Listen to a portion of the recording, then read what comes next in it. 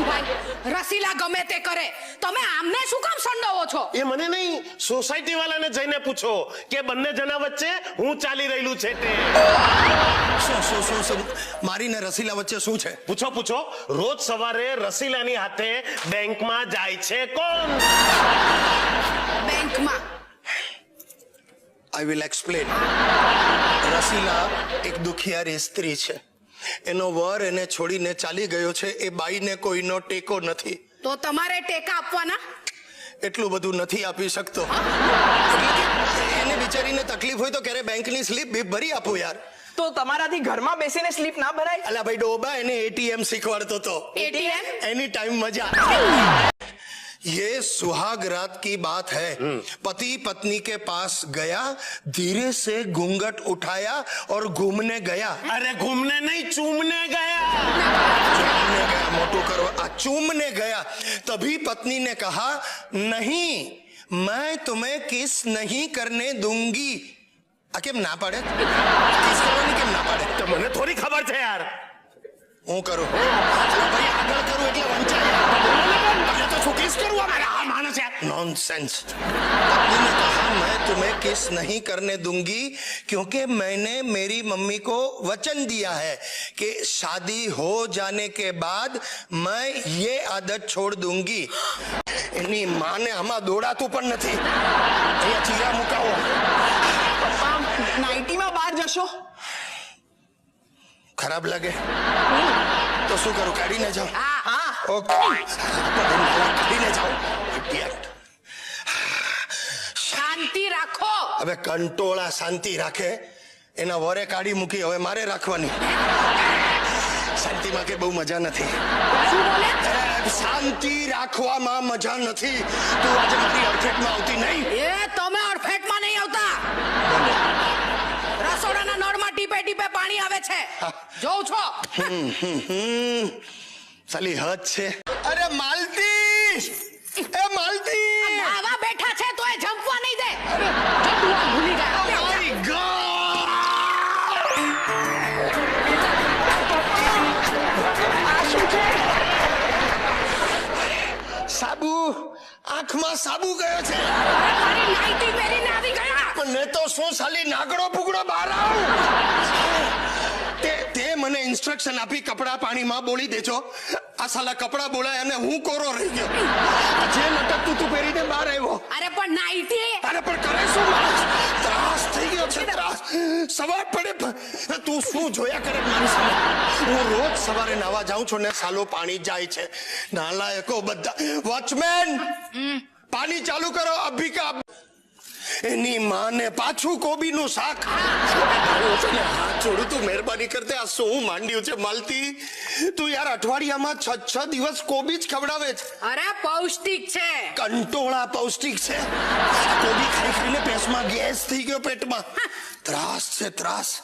અરે ભગવાન, આ પરણીને આવીને ત્યારે મને કે મને 150 વાનગી બનાવતા આવડે છે. ધીમે ધીમે ખબર પડી બધી સાલી કોબીની આઈટમો આવડે છે. અરે ગયા અઠવાડિયે આને કોબીનો શીરો બનાવ્યો. બોલો, મને હજી ઉપકા આવે છે. હા, કોબી કોબી કોબી. હલો, કોબી સ્પીકિંગ. આમાં કોબી બોલાઈ જાય તારે લીધે. આટલા વર્ષોમાં તમે મને શું આપ્યું? કર્યું, ચાલુ કર્યું. રોજ સવારનો તારો એક જ કકળાટ. તમે મને શું આપ્યું? આ તો બોલો. આ કોણે આપ્યું? માણસ કેપેસિટી પ્રમાણે બધું કરે. કોઈ વાતે તમે સંતોષ નથી. બધી વાતમાં વધારે આપો, વધારે આપો, વધારે આપો. આ છે કમ્ફર્ટેબલ. એક કામ કર, મારે માટે પણ આવા 4 લઈ આવ. અને 2 સ્લીવલેસ લેજે. અહીંયા ગરમી થાય, જરા હવા આવજા. જાઓ જાઓ જાઓ. નાઈ નાખું, તારા નામનું જ નાઈ નાખું. ડોબા, ગ્રહોનો વાંક છે. આમાં મારા ગ્રહોનો વાંક. તારી સાથે મેં લગ્ન કર્યા ને ત્યારના મારા ગ્રહો સૌથી કંડમ હતા. હમણાં એક જ્યોતિષે મને કહ્યું, મને કે જગદીશ બાબू, तुम जब शादी बनाया तभी तुम्हारा काल सर्प योग चालू था, इसलिए एनाकोंडा मिली. જોઈ લે, એનાકોંડા નું બચ્ચું એનાકોંડા કરે. પણ હવે ગ્રહો બદલાયા છે. હવે તમે જુઓ આ જગદીશ ક્યાંથી ક્યાં પહોંચે છે. અમે જોયા જ કરીએ છે. અરે કડકડતી નોટ જેવો પુરુષ પરચુરણ જેવો થઈ જાય. અરે એ તો જેવો પુરુષ હોશિયાર પુરુષ જ સારો વર બની શકે છે. ડોબી હોશિયાર પુરુષો પરણતા જ નથી. રેવા દો ને, આ લગન પહેલા તો કેવા લટુડા વેડા કરતા હતા. જો અલકા, હું તને રાણીની જેમ રાખીશ. આ તો રાખીશ, પહેલા મને રાજા તો બનવા દે. તું ભારે ઉતાવળી. You B reasonable. ઓ, તમે આખી જિંદગી ગુલામ જ રહેવાના. આ પરણ્યા ને ત્યારથી એક જ રેકોર્ડ વગાડો છો. અલકા, ખર્ચા ઓછા કર, ખર્ચા ઓછા કર. એ રાત્રે ઊંઘમાં બબડો છો. દિવસે તું બોલવા નથી દેતી એટલે. અરે યાર, બગાસું ખાવા મોઢું ખોલું તો ચૂપ થઈ જાવ, એકદમ મોઢું બંધ કરી દો. અરે પણ માણસને બગાસું તો ખાવા દે.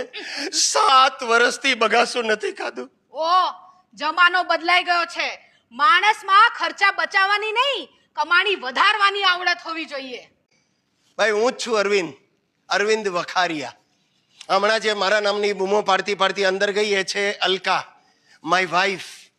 જોકે ખ્યાલ આવી જ ગયો છે વાઈફ છે, કારણ કે વરને નોકરની જેમ માત્ર બૈરી જ બોલાવી શકે, બરાબર ને? અરે ત્રાસ છે, ત્રાસ. સવાર પડે ને શરૂ થઈ જાય, અરવિંદ ઊભા થાવ, અરવિંદ બેસી જાઓ, અરવિંદ પોતા મારો. એની માને લાઈવ ગઈ પોતા મારવામાં. યાર ભાઈ, આ તમને કહી દઉં, આ દોડીને સંતાઈ એટલા માટે ગયો હતો કે નાટકની શરૂઆત હસબન્ડ વાઈફના ઝઘડાથી ન થાય. પણ મને એ પણ ખબર છે સાહેબ, તમે હોશે હોશે અહીંયા એ જોવા જ બેઠા છો. ભાઈ, ગુજરાતીઓની ખાસિયત છે, બીજાના સંસારના ભવાડા જોવા મળે એટલે રાજી રાજી. મળશે મળશે મળશે સાહેબ, ભવાડા જોવા મળશે. ઉમ્મીદ સે દુ ગુના મિલેગા. જાઓ ભાઈ, તમે તમારું જાણો. તમને પહેલા મારા જ પ્રોબ્લેમ કહી દઉં. આ મારી બૈરી છે ને અલકા, તમે નહીં માનો, હમણાં 2 મહિના પહેલા પગાર વધારો મળ્યો. એટલો ખુશ થઈને ઘરે આવ્યો. મેં કહ્યું, ડાર્લિંગ, બોસે 2000 રૂપિયા વધારી આપ્યા. એવું મોડું ચડાવ્યું. હવે 2000 રૂપિયામાં તમને શું વધારો મળ્યો? બાજુવાળા નવીનભાઈને જુઓ કેટલું કમાય છે. અલ્યા પણ તો સાલી નવીનને પરણવું, તું જાને યાર. તું વરને ઉતારી કેમ પાડવો ને એમાં એની માસ્ટરી છે. આઈ ટેલ યુ સાહેબ, વાઈફ એટલે ઇન્ટરનેટ વાયરસ. શું છે? તમારી લાઈફમાં એન્ટર થાય, તમારા ખિસ્સાઓનું સ્કેનિંગ કરે, પોતાના પ્રોબ્લેમ ડાઉનલોડ કરે, આપણી ખુશીઓને ડિલીટ કરે અને છેલ્લે સાલી લાઈફને હેંગ કરી નાખે. આઈ સ્વેર. ઓ, જમાનો બદલાઈ ગયો છે. માણસમાં ખર્ચા બચાવવાની નહીં, કમાણી વધારવાની આવડત હોવી જોઈએ. તું શાંતિ રાખ. આ જે ડ્રામા જુએ છે એ બધા બૈરાઓને પણ તું બગાડીશ. જાત જાતના સપના દેખાડ્યા હતા. દર વર્ષે દાગીના લઈશું, આપણે ફરવા જઈશું. લઈ ગયા છો કે? અરે વાહ, લઈ ગયા છો એટલે શું? ગયા વર્ષે તો ભરૂચ ગયા હતા. શું? ભરૂચ? એટલે ભૂલી ગઈ તું? ટ્રેનમાં 20 રૂપિયાની સિંગ અપાવી હતી અને આખા ડબ્બામાં ફોતરા ઉડાડ્યા. સાલી 2 ફોતરા મારી આંખમાં ગયા. હું ભરૂચ ને બદલે વલસાડ ઉતરી ગયો તારે લીધે. બહુ સારું. જાણે બહુ દૂર ગયા હોય. અરે પણ દૂર એટલે શું? માણસને કામ હોય ત્યાં જાય કે અમસ્તો અમસ્તો આગળ નીકળી જાય. મારા ભાણિયાના લગ્ન ભરૂચ હતા તો તને શું ભટિંડા લઈ જાઓ? બેસી જાઓ. આ તો બેઠા છીએ જાને. ત્રાસ છે, ત્રાસ. અરે ભાઈ, ત્રાસ છે. હે રામ. એની માને ગોંડલમાં ગાંઠિયાની દુકાન હતી, હજી ડોસો બેસો બેઠો વણ્યા જ કરે. ફસાઈ ગયા સાલું ફરસાણ વાળું ફેમિલી. અને આ તો મારે બધાને કેવું છે સાહેબ, ઉપરો દિવાળીના દિવસે એક મોટું કૌભાંડ પકડ્યું છે. આ મારી બૈરીના મા બાપનો. અરે મારી સાસુ વરસમાં 1 વાર જમવા બોલાવે દિવાળીના દિવસે. એટલે અમે હોંશે હોંશે ગયા. મેં કહ્યું, સાસુજી ચાલો 4 જણા છીએ, સાથે જમીને છૂટા પડીએ. તો જે બગડી મને કે, આ શું બોલ્યા? એ ગિરીશ કુમાર, હું સાથે જમવા કઈ રીતે બેસું? મારો રોજનો નિયમ છે, અમારા એ જમીને ઊભા થાય પછી હું જમવા બેસું. એટલે મને થયું આ કોઈ પતિવ્રતા સ્ત્રી છે, પહેલા વરને જમાડીને પછી પોતે જમે. એની માને અડધા કલાકમાં ખબર પડી સાહેબ, મારી સાસુ ને સસરા વચ્ચે એક જ ચોકઠું બનાવડાવ્યું જ. બોલો, એટલે સલા વારા ફરતી જમે.